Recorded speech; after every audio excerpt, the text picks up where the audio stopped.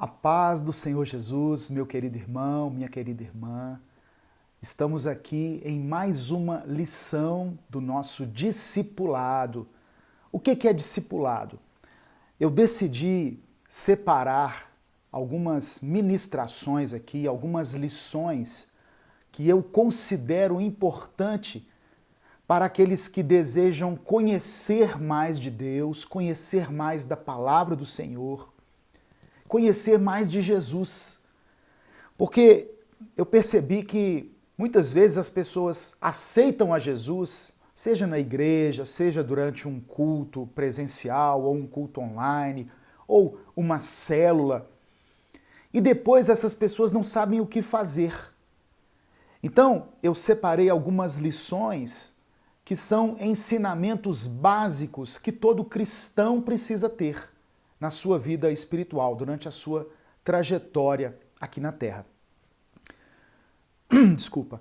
Então, a segunda lição, a primeira lição foi a Bíblia, a infalível palavra de Deus, e ela está disponível aqui, nesse link que eu vou deixar. E hoje eu quero falar sobre a salvação. O plano de Deus para resgatar o homem. É a segunda lição desse discipulado. Eu sempre estou recomendando às pessoas que estão acompanhando essa série de estudos que tenham uma Bíblia em mãos, porque eu vou mencionar alguns versículos e é interessante que você vá acompanhando na sua Bíblia e tenha também um caderno de anotações, porque às vezes você não vai querer abrir na hora aquele versículo, mas você pode anotar e depois com calma meditar, refletir na palavra de Deus. Isso é importante também para o seu desenvolvimento espiritual. Então vamos lá. Salvação, o plano de Deus para resgatar o homem. Deus tem uma boa notícia para a humanidade. E essa boa notícia chama-se salvação. A palavra salvação significa livramento de um determinado perigo ou de uma opressão. Todos nós estamos fadados à morte.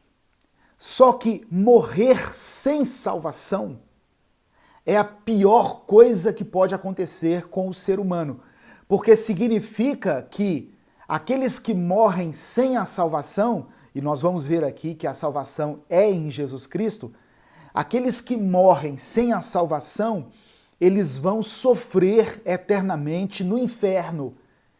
Aqueles que morrem separados de Deus, eles estão condenados. Então, por isso que é importante nós aprendermos a respeito de salvação. O Evangelho de Jesus, o Evangelho de Cristo, é chamado de boas novas, de boa nova, ou seja, é uma boa notícia, porque havia uma má notícia, que era a entrada do pecado no mundo. Quando o pecado entrou no mundo, a Bíblia diz que o salário do pecado é a morte. Romanos capítulo 3, versículo 23. Mas o dom gratuito de Deus é a vida eterna em Cristo Jesus, nosso Senhor. Romanos capítulo 6, versículo 23 diz assim: porque todos pecaram e destituídos estão da glória de Deus. Então, a má notícia é que todos nós somos pecadores. Desde Adão, que o pecado entrou no mundo, e o pecado faz parte da vida de todo ser humano. Por mais que eu e você queiramos levar uma vida santa, de santidade, separados, haverá um momento em que nós vamos pecar. Porque nós pecamos não somente com as nossas atitudes, mas pecamos com as nossas palavras, pecamos com os nossos pensamentos. A nossa intenção para Deus é pecado. Então, por isso que todos pecaram. E o pecado nos afasta de Deus. O pecado nos separa de Deus. Só que aí, com essa má notícia, Deus providenciou uma boa notícia. que foi a vinda de Jesus à terra, para que ele nascesse no ventre de uma mulher, para que ele crescesse entre nós, se tornasse homem, fosse tentado em tudo, sem jamais pecar. Jesus passou por essa terra sem cometer pecado. Por isso que ele teve condições de se oferecer na cruz, no nosso lugar. A condenação eterna que era destinada a mim e a você por causa do pecado, foi levada por Jesus. O profeta Isaías diz que ele levou sobre si as nossas dores, as nossas enfermidades. O castigo que era para nós estava ali sobre ele. E por causa das suas feridas nós fomos sarados. Jesus nos substituiu na cruz. Aquela cruz era para mim e para você, mas ele se entregou por nossa causa. E através dele nós obtemos a salvação. Cristo é o único que pode resolver o problema de perdição da humanidade. Deixa eu falar um pouquinho aqui sobre a necessidade da salvação. Estou seguindo aqui um roteiro. No primeiro livro da Bíblia, no livro de Gênesis, nós lemos que Deus criou tudo em perfeita harmonia. O homem foi criado à imagem e semelhança de Deus e foi dado ao homem um espírito. Deus soprou sobre o homem o fôlego de vida. Para quê? Para que através desse espírito o homem pudesse se comunicar com Deus. Nós nos relacionamos com Deus em espírito. Lembra que Jesus disse para a mulher samaritana, lá em João 4, que Deus é espírito e importa que os que o adorem em espírito e em verdade? Jesus estava dizendo, olha, o importante não é o lugar, não é a igreja, não é o templo, não é o culto, a missa. O importante é o nosso espírito estar ligado com o Espírito de Deus. E isso independe do lugar. Tem mais a ver com a nossa disposição, com o nosso quebrantamento, com o nosso arrependimento diante do Senhor. Deus então colocou o homem, lá no Gênesis, em um jardim. E Deus colocou o homem ali para lavrar o jardim e para guardar esse jardim. Adão e Eva, que foram os dois primeiros seres humanos criados por Deus, eles poderiam comer de qualquer fruto que havia naquele jardim, exceto do fruto da árvore do conhecimento do bem e do mal. Se eles comessem, eles morreriam espiritualmente. Ou seja, o seu relacionamento com Deus seria quebrado por causa da desobediência. Tem pessoas que falam assim, o fruto é a maçã, pastor, o fruto é o pêssego. Não importa. Na verdade, ninguém tem essa informação. Mas o que é importante nós ressaltarmos aqui nessa passagem em que Adão e Eva comem daquele fruto, é que ali eles desobedeceram a Deus. E aí muita gente pode pensar assim, se eu estivesse lá seria diferente, eu não teria comido daquele fruto. Talvez não seria diferente, talvez não, com certeza não seria diferente. Basta você pensar quantas vezes no dia nós desobedecemos a Deus. Quantos pecados nós cometemos no dia. Adão e Eva, então, experimentaram daquele fruto, desobedeceram ao Senhor e, através deles, toda a raça humana foi, então, contaminada pelo pecado. A obediência daquele casal seria uma prova de lealdade a Deus. Eles tinham capacidade de escolha. Enquanto eles obedecessem, eles viveriam. Só que nós sabemos que eles desobedeceram e por isso aconteceu a morte espiritual. Olha o que o apóstolo Tiago escreveu em Tiago capítulo 1, versículo 15. Ele diz assim, olha, depois, havendo a concupiscência concebido, dá à luz o pecado. Concupiscência é o desejo da carne. Havendo o desejo da carne, o desejo carnal do homem concebido, ela dá à luz o pecado. E o pecado sendo consumado gera a morte. Então ali, Adão e Eva perderam imediatamente a comunhão com Deus, fugiram da presença do Senhor. E a partir daí eles ficaram contaminados com o pecado. E toda a sua descendência, toda a sua geração também foi contaminada com o pecado. Então, irmãos, a morte espiritual de Adão e Eva foi transmitida a toda a humanidade. Por isso que há uma necessidade de salvação. É como se Deus tivesse olhado para o homem, amado o homem, a ponto de se relacionar com ele, de ter intimidade com ele, mas no momento em que o homem quebrou aquilo que Deus havia determinado, que o homem desobedeceu, o homem então atraiu para si a condenação. Deus é amor, mas Deus é justiça. Por causa do pecado, nós fomos condenados ao inferno.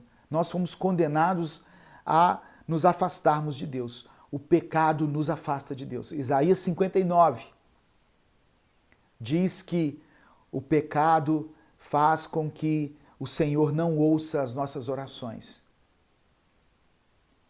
Então o pecado ele faz com que Deus se afaste de nós. Amém?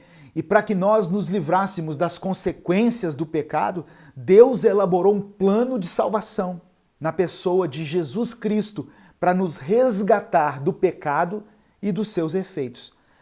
O pecado leva à morte em vários sentidos: a morte espiritual, a morte física e a morte eterna. Em João capítulo 3, versículo 16, é outro versículo bastante conhecido, mas que você deve anotar aí, né, dentro desse plano de salvação. João 3,16 diz assim: porque Deus amou o mundo de tal maneira que deu o seu Filho unigênito para que todo aquele que nele crê não pereça, não morra, mas tenha a vida eterna. Uai, pastor, eu conheço gente que aceitou Jesus e morreu assim mesmo. Pois é, ele morreu a morte física, mas a morte eterna, que é a separação do homem e Deus, ele não morreu. Aquele que morre com Jesus, ele vai passar a eternidade com Deus. Isso aqui é básico. Se você não se lembrar de nada dessa lição, lembre-se disso. Aquele que morre com Jesus vai passar a eternidade ao lado de Deus. Aquele que morre sem Jesus vai passar a eternidade afastado de Deus. Amém? João capítulo 14, versículo 6, Jesus disse assim, olha, eu sou o caminho, a verdade e a vida. E ninguém vem ao Pai a não ser por mim. Olha só, você quer uma palavra mais clara do que essa? Não é através de pagar promessa, através de indulgências, através de uma devoção, através de boas obras, que nós vamos para o céu. Só em Jesus Cristo. Jesus Cristo é que nos dá a legalidade para que nós possamos entrar na presença de Deus. Ele é quem nos reconcilia com o Pai. Ele é quem apaga as nossas transgressões, os nossos pecados. Ele nos limpa, ele nos purifica. Quando Deus olha para a humanidade, quando o senso de justiça de Deus vem à tona, e ele, então, olha para a humanidade pecadora, iníqua, atolada no pecado, na maldade, Jesus entra na frente de Deus. Eu estou fazendo uma figura aqui, tá? Jesus entra na frente de Deus e mostra a ele os cravos nas suas mãos, as suas feridas, a coroa de espinhos cravada na sua cabeça e diz, eu morri por causa deles. Eu morri por causa desse irmão, de você que está assistindo aí. Jesus morreu por sua causa. E se você quiser entregar a sua vida para ele, você terá o seu nome escrito no livro da vida. Efésios capítulo 2, anota aí, Efésios capítulo 2, versículos 8 e 9, está escrito assim, porque pela graça sois salvos, por meio da fé, e isso não vem de vocês, é dom de Deus. Não vem de obras para que ninguém se glorie. Aleluia. Pela graça é que nós somos salvos, pela misericórdia de Deus é que nós somos salvos, através da fé em Jesus. Isso não vem de nós mesmos, isso é dom de Deus. Não é por nada que nós possamos fazer nessa terra. Você pode ser a pessoa melhor do mundo. Eu sou um bom pai, eu sou uma boa esposa. Isso não vai garantir a sua salvação. Somente a fé em Jesus Cristo. E quando nós tomamos posse do sacrifício dele na cruz do Calvário por nossa causa, Deus então nos aceita como filhos. Deus faz com que nós sejamos agregados a uma grande família dos filhos de Deus. E quem é salvo tem então a garantia da vida eterna. Salvação significa ser livre da morte espiritual e eterna. Amém? Deixa eu ver mais o que é importante nós sabermos aqui nessa lição. É muita coisa.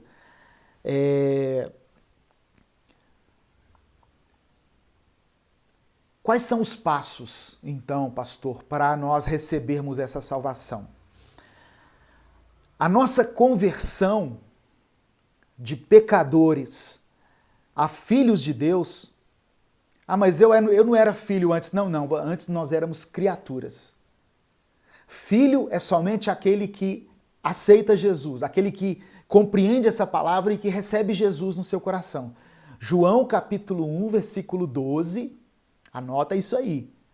Diz assim, olha, mas a todos quanto o receberam, ou a todos que receberam Jesus, foi dado a eles o direito de se tornarem filhos de Deus, a saber, aos que creem no seu nome, aquele que recebeu Jesus como Senhor e Salvador. A essa pessoa é dada o direito de se tornar filhos de Deus. E antes eu era o quê? Antes você era criatura de Deus, criado por Deus. Eu não estou dizendo que você foi criado por nenhum outro ser, não. Eu e você e toda a humanidade fomos criados por Deus. Então nós somos criaturas. Por isso que no Evangelho de Marcos, Jesus diz assim, olha, vão e preguem o Evangelho a toda criatura, batizando-os em nome do Pai, do Filho e do Espírito Santo. Então, quando nós pregamos o Evangelho a alguém e essa pessoa compreende essa verdade e entrega a sua vida a Cristo, ela deixa de ser criatura e se torna filho de Deus. É isso que a Bíblia nos ensina. Então, o passo para a salvação é nos convertermos de uma condição de pecadores para uma condição de filhos. Como que isso acontece, pastor? A primeira coisa é que o Espírito Santo de Deus, ele vem e nos convence do pecado, da justiça e do juízo. Isso está em João capítulo 16, deixa eu abrir aqui, João 16, do verso 8 ao verso 11. Se você tiver com a sua Bíblia aí, abra ela aí, olha. João 16, do verso 8 ao verso 11. Deixa eu separar aqui uma versão que eu gosto, que é a NVI. Diz assim, olha, quando ele vier, Jesus está falando aqui do Espírito Santo, quando o Espírito Santo vier, convencerá o mundo do pecado, da justiça e do juízo. Do pecado, porque os homens não creem em mim. Da justiça, porque vou para o Pai e vocês não me verão mais. E do juízo, porque o príncipe deste mundo já está condenado. Então, o Espírito Santo, ele comunica ao homem de uma maneira inexplicável, porque para cada pessoa ele vai agir de uma forma, ele comunica ao ser humano a mensagem de que o homem é pecador e precisa confessar a Cristo para receber o perdão dos pecados. Arrependimento e a fé fazem parte do ato da conversão. Quando que eu sei que uma pessoa aceitou Jesus de verdade, pastor? Quando ela muda de vida. Tem pessoas que vão na igreja, levantam a mão, e às vezes a gente fica insistindo para ela levantar a mão e ir lá na frente receber oração, não é? Só que aí essa pessoa vai lá, às vezes por emoção, às vezes porque está uma música, um quebrantamento ali, e ela vai por emoção, ela repete aquela confissão, eu aceito Jesus. Isso no domingo à noite. Na segunda, ela já está cometendo os mesmos pecados, ela já se esqueceu da mensagem, ela não sabe nem o que foi pregada. Essa pessoa foi salva? Não. Essa pessoa não aceitou Jesus de verdade. Porque quem aceita Jesus verdadeiramente se arrepende dos seus pecados. O que é arrependimento? É uma mudança de direção. É como se você estivesse indo numa direção, dar meia volta e segue em outra direção. O arrependimento, ele é demonstrado através de uma tristeza que a pessoa recebe por ter pecado contra Deus.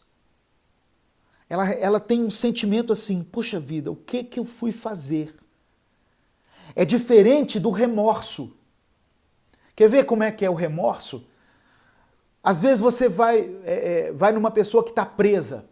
A pessoa fez um assalto, por exemplo, que deu errado, que eles prenderam ele.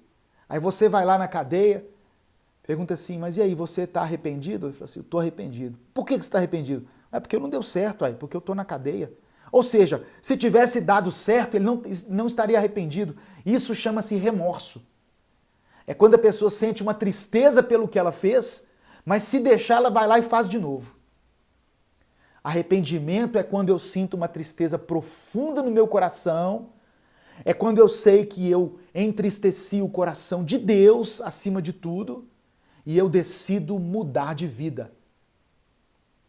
Provérbios capítulo 28 diz assim, olha, aquele que se arrepende e deixa, alcança a misericórdia. Provérbios 28, versículo 13. Aquele que se arrepende e deixa, alcança a misericórdia. Começa dizendo assim, olha, o que encobre as suas transgressões nunca prosperará. Mas aquele que se arrepende e abandona o pecado, esse vai alcançar a misericórdia. Então, o Espírito Santo é quem opera esse arrependimento na vida do homem. Depois do arrependimento vem a fé. O que é a fé? É a convicção. Não é a esperança, não. Fé é a convicção, é a certeza de que Jesus nos aceita e nos perdoa. Essa é uma verdade muitas vezes difícil de aceitar, porque às vezes a pessoa, quando ela toma consciência do quão nociva ela foi para a família, para ela mesma, para a sociedade, ela não acredita que Deus possa amá-la, que Deus possa recebê-la como filho. Por isso que entra a fé. A fé é a convicção de que Jesus nos aceita e nos perdoa. É reconhecer que Deus é fiel nas suas promessas. Isso vai nos trazer uma certeza, a certeza de que somos salvos, de que somos filhos, e isso vai nos trazer paz. Você sabe por que muita gente morre em desespero? É porque ele não tem certeza da sua salvação. Porque quando nós temos certeza da nossa salvação, daquilo que Deus fez por nós, quando nós recebemos pela fé essa convicção de que o nosso nome está escrito no livro da vida, aí nós vamos enfrentar a morte de uma maneira tranquila. É claro que todos vão chorar, vão ficar angustiados, isso o ser humano, isso é algo natural, né? Lutar pela sua vida, querer a sua vida. Mas quando nós sabemos para onde vamos, o nosso sentimento é diferente. Amém? Eu quero falar aqui também sobre alguns aspectos da salvação. O primeiro deles chama-se justificação. O que é a justificação? Dentro do assunto salvação, existe a justificação. É um ato da graça de Deus, onde ele declara justo quem receber pela fé a Cristo como Salvador. Então, quando nós aceitamos a Jesus, Mesmo que nós tenhamos um passado todo atrapalhado, todo cheio de falhas, de pecados grotescos, diante de Deus, pelo sangue de Jesus, nós somos justificados. Esse é um termo judicial que lembra um tribunal, onde Deus absolve o pecador ou o réu das suas transgressões, porque nós pecamos contra a lei do Senhor, e declara essa pessoa justa e inocente. Deixa eu ler aqui um versículo, Romanos capítulo 5. Deixa eu ver se é isso mesmo. Romanos capítulo 5, versículo 1. Carta de Paulo aos Romanos, no capítulo 5, verso 1. Ele diz assim, olha: tendo sido, pois, justificados pela fé, temos paz com Deus, por nosso Senhor Jesus Cristo. Fomos justificados através de quê? Através da fé. E por isso nós temos paz com Deus. Tem gente que imagina Deus como um ser humano vingativo. Nossa, eu pequei tanto, qualquer hora Deus vai jogar um raio na minha cabeça. Entrega a sua vida para Jesus, porque assim você será justificado e você vai ter paz com Deus. O mais importante não é ter paz com os homens, é ter paz com Deus. No dia da sua morte, no dia em que você partir dessa vida, homem algum vai poder te ajudar. Mas Deus, em Cristo, pode receber você de braços abertos. Outro aspecto da salvação é a regeneração. O que é isso, pastor? É a natureza de Deus implantada em nós, operando o novo nascimento. Nós tínhamos uma natureza pecaminosa, mas quando nós aceitamos a Cristo, o Espírito Santo de Deus vem morar no nosso coração. Nós recebemos a natureza de Deus e nós somos então regenerados. Eu quero ler com você Tiago, capítulo 1, versículo 18. Tiago, capítulo 1, verso 18. Olha o que o apóstolo Tiago diz sobre essa regeneração. Por sua decisão de Deus, ele nos gerou pela palavra da verdade, para que sejamos como que os primeiros frutos de tudo o que ele criou. A palavra de Deus, implantada em nós pelo Espírito Santo, a partir de uma decisão nossa, ela vai nos gerar novamente, aliás, como se nós fôssemos os primeiros frutos de tudo aquilo que Deus criou. Nós somos transformados em novas criaturas. É isso que acontece conosco. Isso chama-se regeneração. Um outro aspecto, mencionado aqui no estudo é a santificação. O que é isso? É um ato da graça de Deus, onde o pecador abandona as práticas pecaminosas e é restaurado à comunhão com Deus, se separando para o serviço de Deus. Então, aquele que aceita a Jesus, aquele que aceita verdadeiramente a Cristo pela fé, que tem o seu nome escrito no livro da vida, que recebe o Espírito Santo, se arrepende dos seus pecados e passa a levar uma vida de santidade. Ou seja, ele se afasta do pecado. O pecado que dominava você não tem domínio mais sobre você, porque você foi santificado. Ah, pastor, eu aceitei Jesus, mas eu tenho uma tendência a fazer o mal ainda. Ter tendência não é pecar. Todos nós seremos tentados até o fim da nossa vida. Mas a presença de Deus em nós nos condiciona, nos capacita a andarmos em santidade e em obediência. Tudo isso são características da salvação, são aspectos que a salvação proporciona em nós. Significa que nós passamos a andar na luz. Antes nós andávamos na escuridão, A nossa vida era toda encoberta. Não, ninguém pode ver o meu celular porque tem um monte de coisa aqui. Nossa, se alguém vê as minhas mensagens no WhatsApp, se alguém vê os sites que eu entro na madrugada, porque nós andávamos obscuros. Mas quando você é salvo, você toma uma decisão e abandona isso. Aquele que diz que conhece a Jesus, mas continua na prática do pecado, ele está mentindo.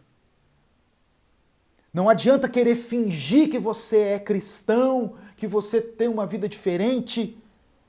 O mundo está cheio aí de gente que vive de uma fachada, não é? Vive como se fosse assim um santo, mas por trás leva uma vida toda errada. Você acha que essa pessoa, quando morrer, ele vai ser salvo? Não, irmãos. Não adianta querer ficar bem diante das pessoas, nós temos que ficar bem diante de Deus. E os olhos do Senhor estão em todos os lugares. Eu tenho que ser santo, não é para as pessoas me aplaudirem, me admirarem, não. É para que Deus me aprove. E a presença de Jesus na minha vida me capacita a isso. Não diga que você está sendo tentado além daquilo que você pode suportar, porque Deus não permite isso. E do mesmo jeito que Ele permite a tentação, Ele permite que você receba também o escape, o livramento.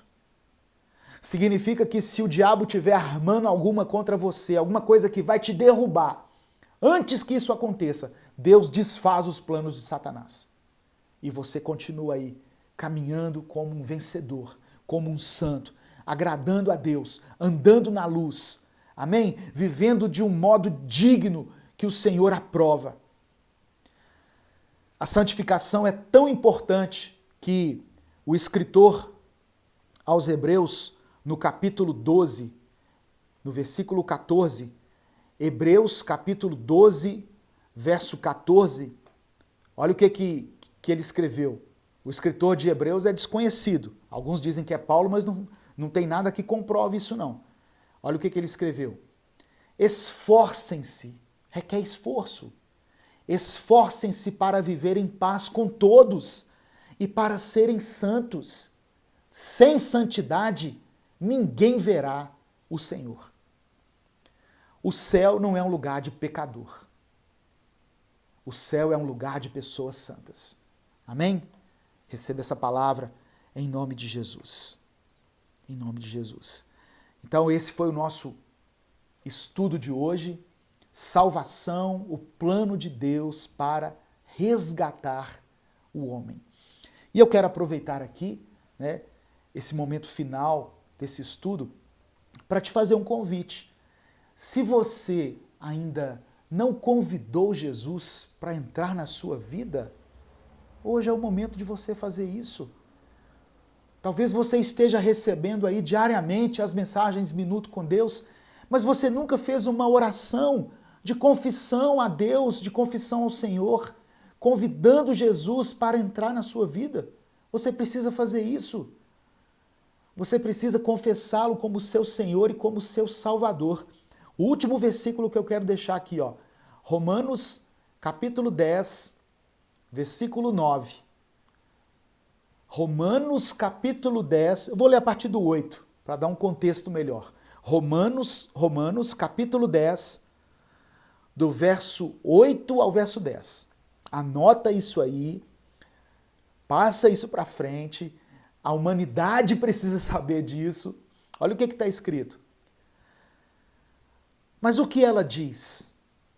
A palavra está perto de você, está na sua boca e no seu coração. Isto é, a palavra da fé que estamos proclamando. Se você confessar com a sua boca que Jesus é o Senhor e crer em seu coração que Deus o ressuscitou dentre os mortos, você será salvo. E o verso 10.